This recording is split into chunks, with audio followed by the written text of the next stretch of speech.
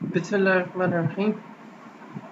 I am Muhammad Zishan Jacob, and today our topic is basics of electronics, and this is our lecture about for the class Basic of Electronics PHYT 323 BS Software Engineering, second semester spring 2020. I hope you all are healthy. So these are the outline of our lecture. सबसे पहले हम ये discuss करेंगे कि electronics क्या है और basic parts of electronics के बारे में बात करेंगे, इलेक्ट्रिकल सोर्सेज के बारे में, इलेक्ट्रॉनिक मटेरियल्स के बारे में, इलेक्ट्रॉनिक कंपोनेंट्स के बारे में बात करेंगे and after that we will discuss about current need of the society, vacuum technology, solid state technology, and the concluding remarks for the today's lecture and the topics for the upcoming lecture. So electronics is the branch of science that deals with the study of generation, flow and the control of electrons, study of their as well as जिसको हमने अपनी class में भी बहुत दफ़ा discuss किया था कि इलेक्ट्रॉनिक्स के अंदर हम तीन चीज़ों का ज़्यादातर तरजीह देते हैं इलेक्ट्रॉन के हवाले से। वो है इलेक्ट्रॉन को जनरेट कैसे करना, उसको फ्लो कैसे करवाना और उसको कंट्रोल कैसे करना। फर्दर ये कि study of their behaviour, electron के बिहेवियर्स को, इफेक्ट्स को वैक्यूम्स के अंदर, गैसेस के अंदर, सेमीकंडक्टर्स के अंदर और डिवाइसेस के अंदर कैसे कंट्रोल करना।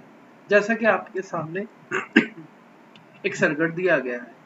अगर इस सर्किट को देखा जाए तो ये एक बैटरी अप्लाई की जाती है और बैटरी जो है वो इलेक्ट्रॉन को जनरेट करती है और वो जो इलेक्ट्रॉन है वो हाई पोटेंशियल से लो पोटेंशियल की तरफ मूव करना शुरू कर देते हैं और इसके दरमियान रेजिस्टर लगा हुआ है और साथ में ये वायर्स लगी हुई हैं जो इस सारे के सारे सर्किट के करंट को घुमा के एक जगह से दूसरी जगह लेके। अगर हम अपनी बात को थोड़ा सा मुख्तसर करें तो हम अगर सारी डिस्कशन को तीन लफ्जों के अंदर बयान कर सकते हैं और वो हमारे पास है जी। सबसे पहली बात जनरेशन, दूसरी बात F for flow and C for control. So you can say that electronics is based upon this GFC. GFC, G stand for generation, F stand for flow and the C stand for the control. अगर इस circuit diagram को देखा जाए तो हम G जो है you can say that this is behaving the battery. Battery वो एक मेन एजेंट है जो जनरेट कर रहा है इलेक्ट्रॉन को। सो it is the generation of the electron done by the battery. Flow, अब फ्लो कौन करवा रहा है जी?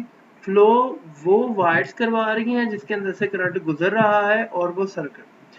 तो वायर्स जिधर जिधर करंट को लीड करती हैं करंट वैसे वैसे फ्लो करता जा रहा है। तो इसका मतलब जो वायर्स या फिर जो मटेरियल है जिससे वायर मिलकर बनी हुई है वो इसको फ्लो करवाने के लिए कारफर्मा है। So it's the flow is related to the material है एंड द कंट्रोल। आप देख सकते हैं कंट्रोल कौन कर रहा है? बैटरी अपना सारा चार्ज भेजती जा रही है, वायर्स उनको एज इट इज लेती जा रही हैं। सिर्फ एक एजेंट दरमियान में है जो इसको कंट्रोल कर सकता है और वो है जी रजिस्टर।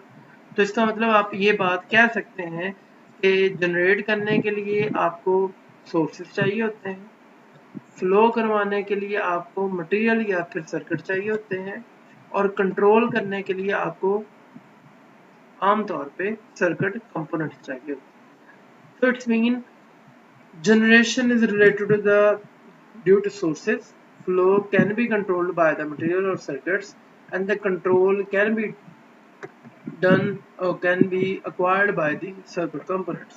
उस लिहाज से हम सोर्सेज को देखें तो सोर्स जो है हमारे पास दो तरह की हो सकते हैं, एक करंट सोर्स है और दूसरा आपके पास क्या है जी? वोल्टेज सोर्स है। इसी तरह मटेरियल्स और सर्किट के वाले से बात की जाए तो हमारे पास वो भी दो तरह के हो सकते हैं सिचुएशंस। अगर मटेरियल के बारे से देखा जाए तो कंडक्टर, इंसुलेटर, सेमीकंडक्टर, गैसेस हो सकती हैं और जबकि सर्किट के बारे से देखा जाए तो या तो सर्किट ओपन हो सकता है या फिर क्लोज हो सकता है। अगर ओपन है तो करंट जीरो होगा, अगर क्लोज है तो करंट मैक्सिमम होगा और ये भी डिपेंड करता है कि सर्किट की सिचुएशन और वो सर्किट की कॉम्प्लेक्सिटी कैसी है, जिस तरह हमने पहले क्लास में डिस्कस किया था।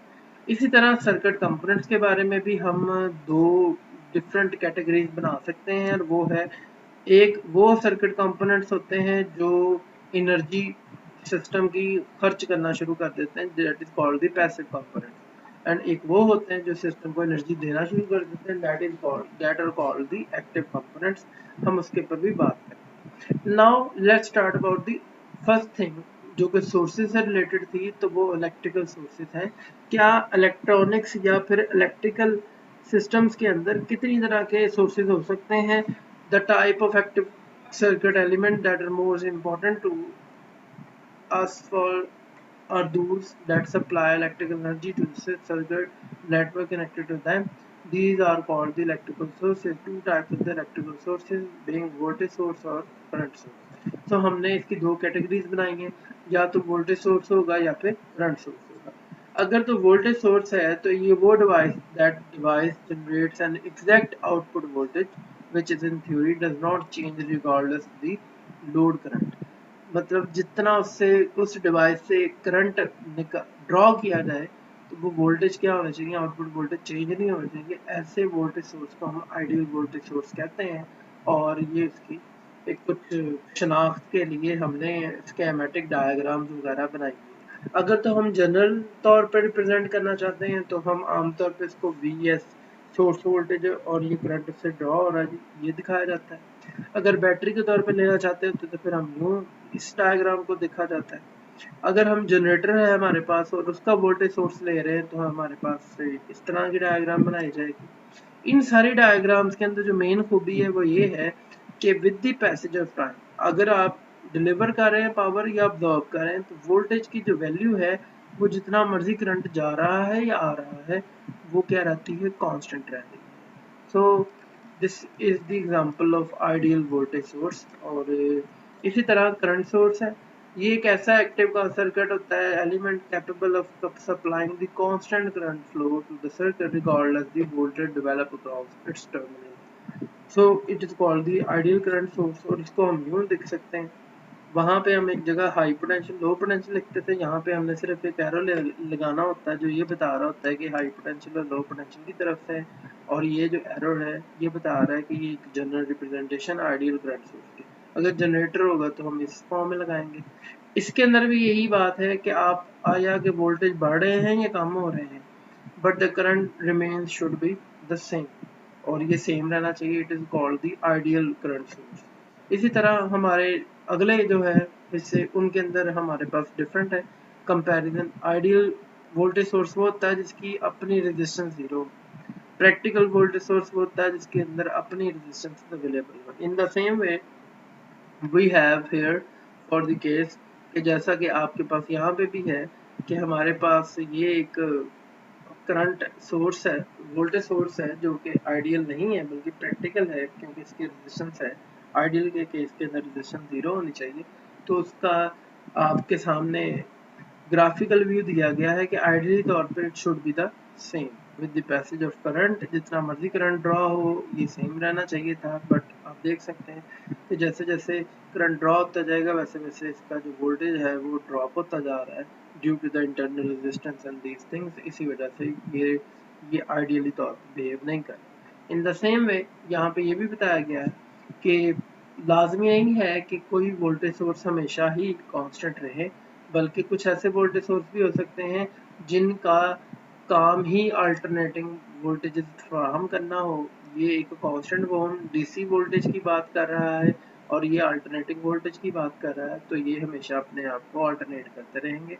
इस लिहाज से ये इसी तरह हमारे पास जो आइडियल करंट सोर्स है वो भी दिखाया गया है और उसका जो करंट है with the passage of time क्या रह रहा है, जितना मर्जी वोल्टेज इसके क्रॉस डेवलप हो जाए बट आपका जो करंट है वो हमेशा क्या रहेगा, कांस्टेंट रहेगा।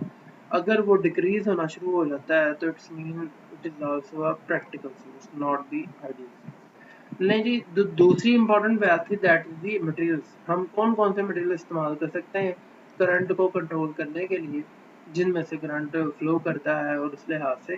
सो mostly we have different categories for the product table है हमारे सामने और इसके अंदर बेशुमार कैटेगरीज हैं, but we are interested mostly for the case of the metals. जो अच्छी मेटल्स हैं हम उनके ऊपर बात करते हैं और अच्छी मेटल की निशानदेही आपके पास यहाँ पे है के जो बेहतरीन मेटल हैं वो आपके सामने है। अल्कली मेटल्स हैं, अल्कली अर्थ है, ट्रांजिशन मेटल है, और ये जितने भी मेटल्स हैं वो कंडक्टर के तौर पे एक अच्छे करंट के कंडक्टर के तौर पे बिहेव करती हैं, तो इसलिए ये ज़्यादा इम्पोर्टेंट है। हम आमतौर पे इसके साथ काम करते हैं। हम अपने नेक्स्ट लेक्चर्स के अंदर ये पढ़ेंगे कि हम इनमें से बाकी मटेरियल्स क्यों नहीं इस्तेमाल करते हैं, और बाकी जो मटेरियल्स हैं अगर इस्तेमाल करने हो तो कौन सा तरीकाकार है और कौन से मटेरियल इस्तेमाल किए जा सकते हैं, स्पेशली सेमी मेटल्स के ऊपर, या जिसे हम सेमीकंडक्टर्स भी कहते हैं। हम इनके ऊपर इंशाल्लाह अपने नेक्स्ट लेक्चर के लिए बात करेंगे। तो इलेक्ट्रॉनिक कंपोनेंट्स के ऊपर आ जाते हैं। अभी हमने डिस्कस किया था इलेक्ट्रॉनिक कंपोनेंट्स दो तरह के होते हैं।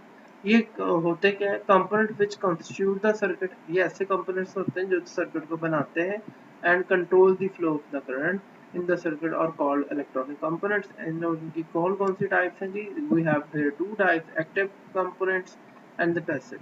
Those devices or components which require external source to their operation is called active component. इनको चलाने के लिए एक्सटर्नल सोर्स की ज़रूरत होती है, जबकि पैसिव को कोई एक्सटर्नल सोर्स नहीं चाहिए। Require for their operation they are called the passive components. इनकी जनरल एग्जांपल्स के तौर पे आप देख सकते हैं, ये diode, transistor, silicon control rectifier जो है, ये सारे के सारे क्या है जी? Active components. और इन सभी को ही एक्सटर्नल सोर्स चाहिए होता है एनर्जी का, जो इनको ड्राइव करता है, बायसिंग जिसे हम कहते थे। एंड रेजिस्टर, इंडक्टर, कैपेसिटर, ये वो है जो पैसिव कंपोनेंट्स हैं। इनको चलाने के लिए हमें कोई किसी किस्म का एक्सटर्नल एनर्जी सोर्स नहीं चाहिए इनकी वर्किंग के लिए। आफ्टर दैट एक्टिव और पैसिव के डिफरेंस को देखते हुए हम बहुत सारी ऐसी एक्टिव और पैसिव कंपोनेंट्स की वेरियस फैक्टर्स हैं, नेचर है, सोर्स है, फंक्शन है, उनको इसी के साथ है, और करंट को कंट्रोल करने की सलाहियत है, वो स्टडी कर सकते हैं। Various example of component, nature, energy required for the external resistance, उनको स्टडी करने के लिए हमने एक टेबल बनाया हुआ है जो कि ये बताता है कि एक्टिव और पैसिव में क्या डिफरेंस है। ये वो टेबल है जिसके अंदर ये बताता है कि ये नेचर ऑफ सोर्स कैसा है। एक्टिव कंपोनेंट डिलीवर पावर, ये बहुत इंपॉर्टेंट बात है कि एक्टिव कंपोनेंट्स जो होते हैं वो सर्किट के अंदर पावर इंट्रोड्यूस करवाते हैं, इलेक्ट्रिकल एनर्जी देते हैं, जबकि पैसिव जो होते हैं वो यूटिलाइज करते हैं। एग्जांपल के तौर पर diode, transistor, HCR, integrated circuit, ये सारे पावर और एनर्जी ट्रांसफर करते हैं सिस्टम को, जबकि रजिस्टर, कैपेसिटर, इंडक्टर ये चीजें खर्च करते हैं। Function of the component, device which produce energy in the form of voltage और करंट होगा, device which store energy in the form of voltage और करंट, जैसा कि आप सब लोग जानते हैं। Power gain, they are capable providing power gain, जबकि ये जो इनकैपेबल होते हैं, पावर नहीं देते। Flow of current, active components जो है वो फ्लो ऑफ करंट को कम और ज़्यादा कर सकते हैं, बट पैसिव जो होते हैं वो कंट्रोल नहीं कर पाते, बल्कि एक जैसी स्कीम के साथ होते हैं। रिक्वायरमेंट फॉर एक्सटर्नल, इनके लिए हमें एक्सटर्नल बायसिंग के लिए ज़रूरत पड़ती है, जबकि इनको इस्तेमाल करने के लिए हमें एक्सटर्नल बायसिंग नहीं चाहिए। Similarly nature of energy, active components are energy donor होते हैं, ये एनर्जी ट्रांसफर कर रहे हैं सिस्टम को, जबकि जो पैसिव कंपोनेंट्स होते हैं ये एनर्जी एक्सेप्टर होते हैं, ये एनर्जी यूटिलाइज कर रहे होते हैं। तो इन्हीं सारी बातों को मद्देनजर रखते हुए आइए देखते हैं कि क्या मौजूदा जो सोसाइटी है, हमारी जो पूरी वर्ल्ड है, वो हमसे क्या चाह रही है। आजकल जो डिमांड है वो हमें तीन चीजें चाहिए। द फास्ट होना चाहिए जी, कॉम्पैक्ट होना चाहिए और चीप होना चाहिए। हर एक को एक ऐसी डिवाइस चाहिए जो बहुत तेजी से काम करती हो, कॉम्पैक्ट हो, बहुत ही मुख्तसर साइज में बहुत छोटी हो, इजी टू हैंडल हो, पोर्टेबल हो, और चीप और बहुत सस्ती हो। और वो आजकल की इलेक्ट्रॉनिक इंडस्ट्री और हमारी सोसाइटी दोनों की ही बेसिक नीड बनती जा रही है। आप थोड़ा सा हम अपने वक्त से थोड़ा सा पीछे चले तो 19 के अंदर, 20 सेंचुरी जिसको हम कहते हैं, 20 सेंचुरीज के अंदर हमारे पास जो कंप्यूटर्स वगैरह थे उनके मॉनिटर्स बड़े बड़े और सीपीयू बड़े बड़े हुआ करते थे, जबकि 21वीं सदी के अंदर आप देख सकते हैं कि आपके पास जो टेक्नोलॉजी है वो इस कदर एडवांस हो चुकी हुई है कि वो एक नहायत ही कॉम्पैक्ट वे के अंदर बनती जा रही है, और पहलों की निस्बत अब चीज़ें बहुत फैसिलिटेटिंग हो गई है, और साथ ही साथ चीज़ें सस्ती भी होना शुरू हो गई है। इस टेक्नोलॉजी की ट्रांसफॉर्मेशन किस बुनियाद पे हुई है, आइए देखते हैं। सबसे पहले हम कंप्यूटर्स के साथ काम करते थे, these are the old fashion computer. फिर हमारे पास लैपटॉप थे, फिर हमारे पास सेलुलर फोन आ गए, फिर उनकी जनरेशन डेवलप होना शुरू होगी। Now we have smartphone here, smart watches here, even though we have nowadays a smart Google, just you can say you have to speak your what we want to know, what we want to search or what we want to go, तो Google आपको हर जगह लेके जा सकता है। This is due to the artificial intelligence. ये वो इंटेलिजेंस है जो आपने कंप्यूटर के साथ की कनेक्ट की हुई थी पहले से, बट नाउ द कंप्यूटर और machines are able to think the things, so this is the artificial era. So everyone nowadays is working on the artificial intelligence। और ये सारी की सारी ट्रांसफॉर्मेशन किस तरह हो रही है, it's from the vacuum technology to the, you can say, the solid state technology।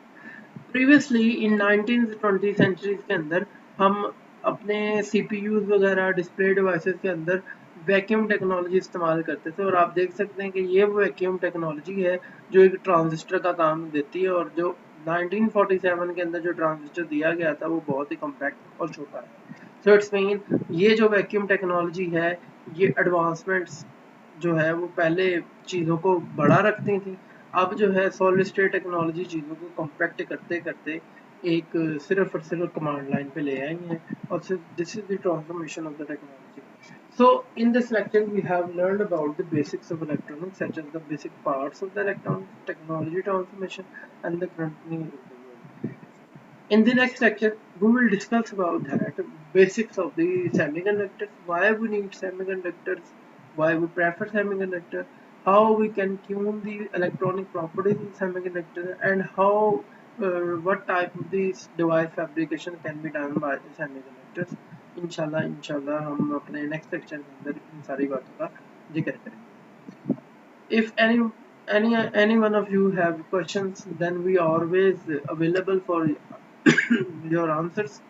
So we have interactive section on Zoom meeting, WhatsApp group and YouTube comments।